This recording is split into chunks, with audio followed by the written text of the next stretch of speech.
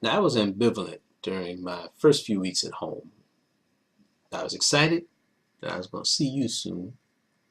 I wanted to make sure that your mom was okay. But I was also pretty angry. I seethed with anger from what I had experienced at that last project. I had to be careful now about how I dealt with it. I had to be careful because of my health. I had to be careful because of my family. I also had to be careful to whom I complained. I learned this the hard way back in those charter school days. I needed to channel that frustration. Can't keep it in. Got to channel it. Channel it into productive fuel. So I did what I do best. I started researching and writing to continue the momentum created during my last days on the project. Now I use flip cameras in my filmmaking. These are small, tripod mountable devices with nice rubberized cases that make them very easy to hold. And they shoot high definition, quality video.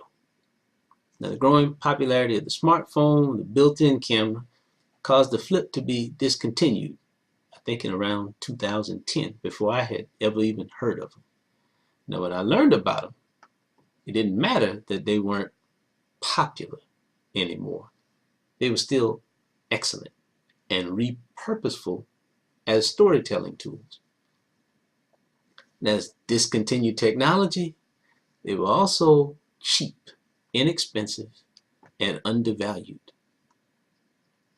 Now, as the de facto technology buyer, I had been asked to purchase some of these flips for one of our program directors to use to film teacher evaluations.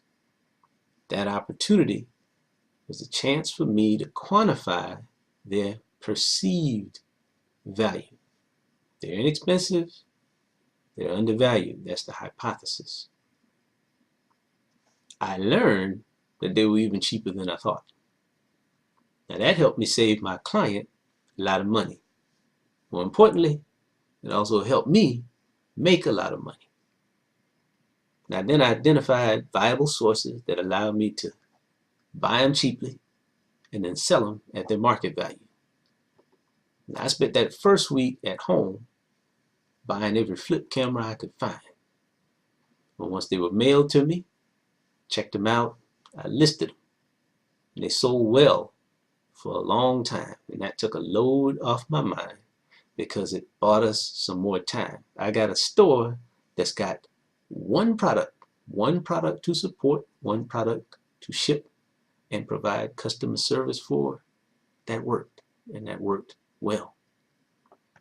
The two of the schools that I used to visit for free to train their leaders, they also approached me with other projects. They knew that you would be born soon, so they both let me help them whenever I could. And again, that took a load off my mind, and it bought us some more time. Now, as your arrival approached, I started to imagine what life would look like once you were here. Then I imagined what it would look like when you grew up. I was filled with both hope and caution. So I started to write about the hope. There were two poems that I had written in previous years that represented what I thought was my best work. Now, one was called Johnny, written in 2002. I spelled Johnny, Johney. Shout out to Dr. Johnny Boyd Green Jr. Johnny reminded me to teach students and not subjects. Now it goes like this. Why, oh why can't Johnny read? Probably because the brother's name is Khalid. Yet the majority of so-called experts have agreed on the cultural ideas they would force feed. Why, oh why can't Johnny write? Because instead of him creating, he just has to recite. We offer him a perspective that he finds quite trite, then have the gall to try to label him as not too bright. Why, oh why can't Johnny do math? Might it be that he fails to see the relevance of its path? Now he'll tell you that he's tried to get it, but not yet he hath. Its oddities sometimes confuse and ultimately draw his wrath. Now why, oh why can't Johnny lead? Maybe we've instilled in him a false way to succeed.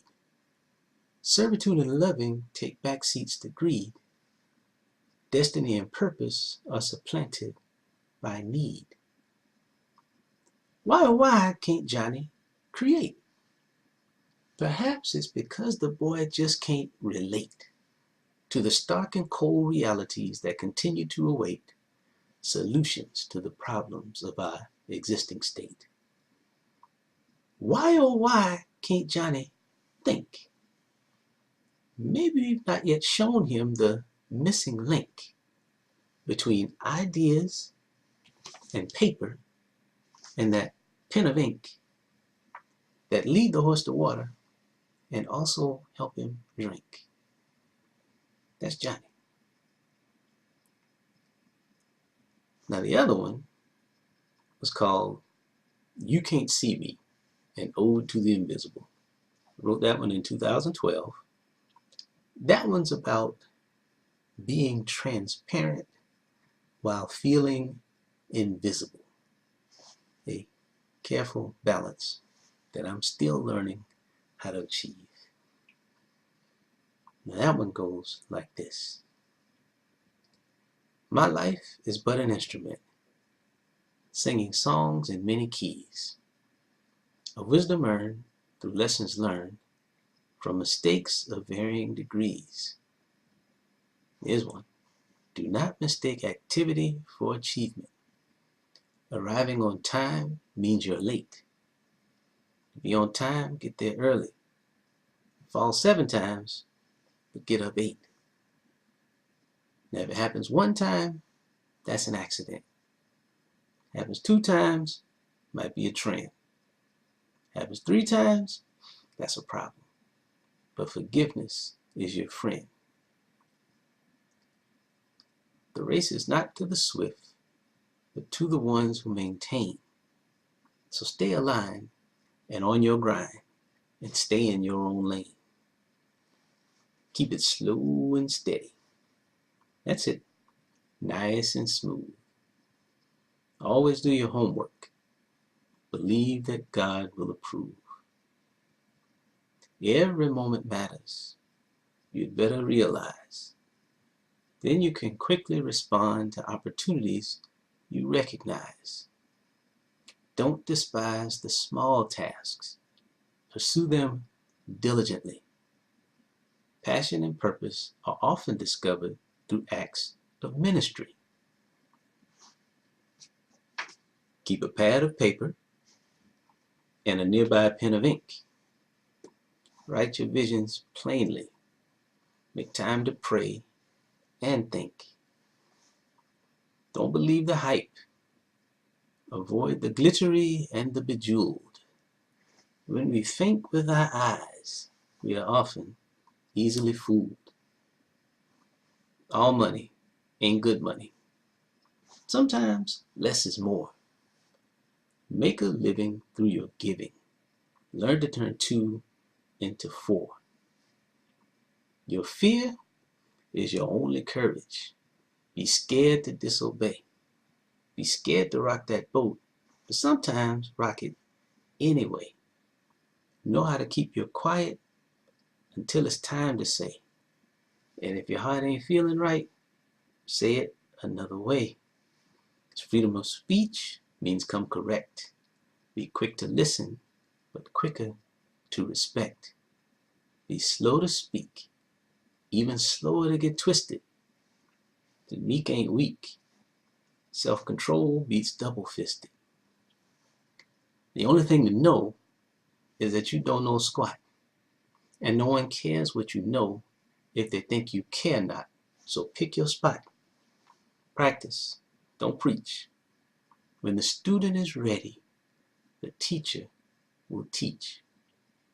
When faced with a fool, Proverbs 26, 5 and 4. Sometimes let that thing go. But sometimes let that fool know. Raise your child with loving instruction. Encourage growth, but discourage rambunctious. Remember that you are equal in essence, but very different in function. No good deed goes unrewarded, but the payoff is seldom immediate. Dreams manifest at God's appointed time. Though it tarries, wait for it. Now, I used to joke around and call those first two poems the trilogy, which three, but I only had two. I was reminding myself that I had to get myself at least one more hit to make it a real trilogy. And that came one night when we were watching some bad news being broadcast on TV.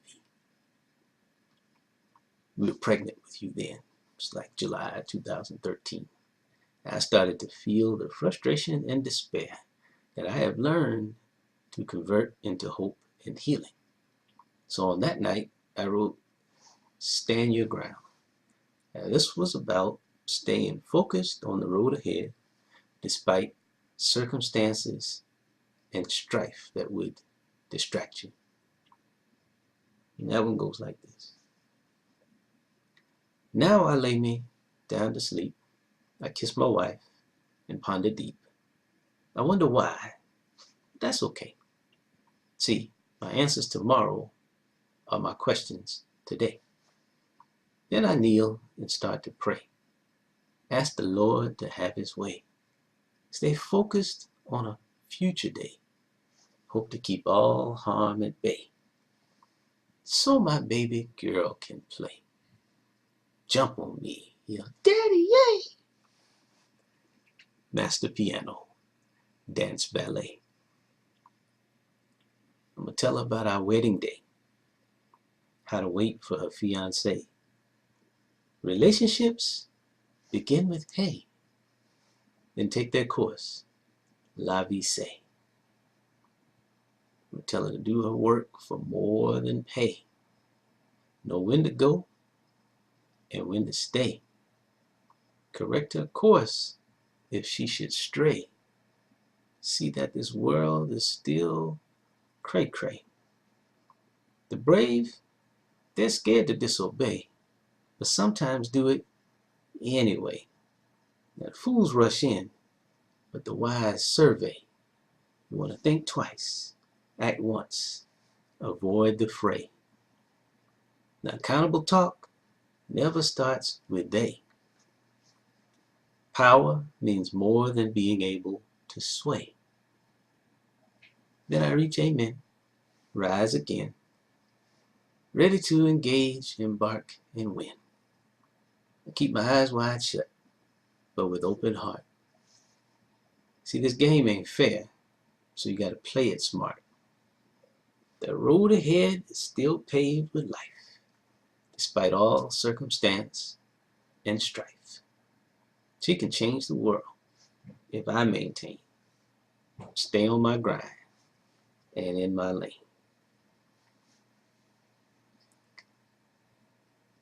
I decided to use the trilogy to begin a series of letters that I would write to you about life, love, and learning. And I called the collection Dear Hannah. Got about 75 letters in the collection now, and all of them are special. But these first three, I say, they are my best.